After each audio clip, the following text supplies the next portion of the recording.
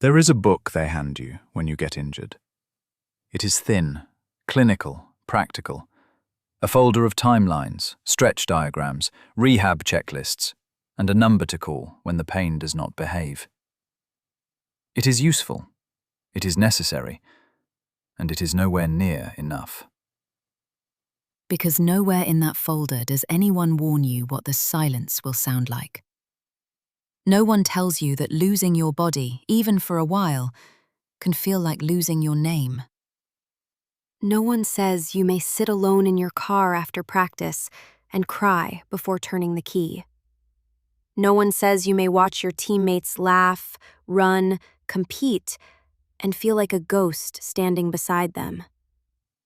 Nowhere does the booklet confess that you may resent the people you love, that you may question your talent, your future, your worth, and whether you were ever truly great or only healthy. That is the book they never handed you. That is the book you are holding now. If you are here, something has stopped.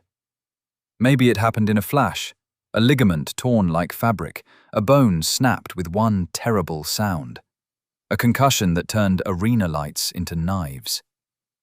Or maybe it arrived slowly, a stress fracture whispering for weeks before it cracked, a shoulder pleading in private before it screamed in public, a body that warned you gently until it finally refused to be ignored.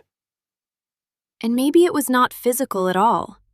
Maybe it was burnout, a mind gone dim, a season that asked for more than you had left to give.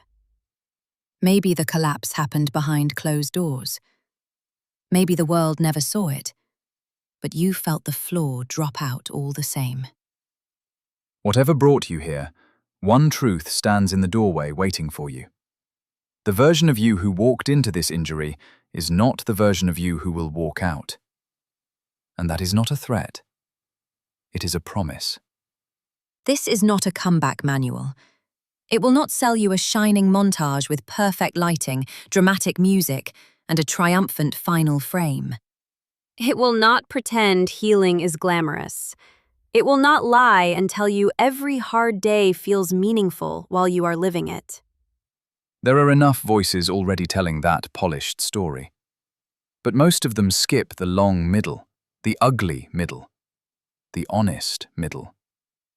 This book is different. It is the diary you might have written if you had the language for what hurts. It is the conversation in the training room before sunrise, the one in the hallway after everybody leaves, the one between you and your therapist, your partner, your journal, or the one you only dare have with yourself. Across these pages, we walk the inner terrain of injury. Not only the damaged tissue, but the hidden weather it creates inside a person. The grief nobody names, the identity crisis that appears when someone asks, "So what do you do?" And suddenly the answer catches in your throat.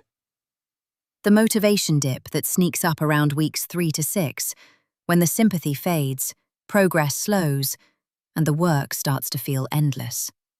The fear that rewires your nervous system until every twinge sounds like an alarm. The inner critic that seizes a megaphone and starts narrating your worst suspicions. The comparison spiral, the one that makes a teammate's highlight reel feel less like celebration and more like a wound with music behind it. And yes, the first session back. That awkward, humbling, disorienting return no one prepares you for. When your body feels familiar and foreign at the same time. But beneath all of that, under the frustration and fear and boredom and ache, something else is happening. Someone else is being formed. Because you are not only an injured athlete, you are a leader being introduced to depth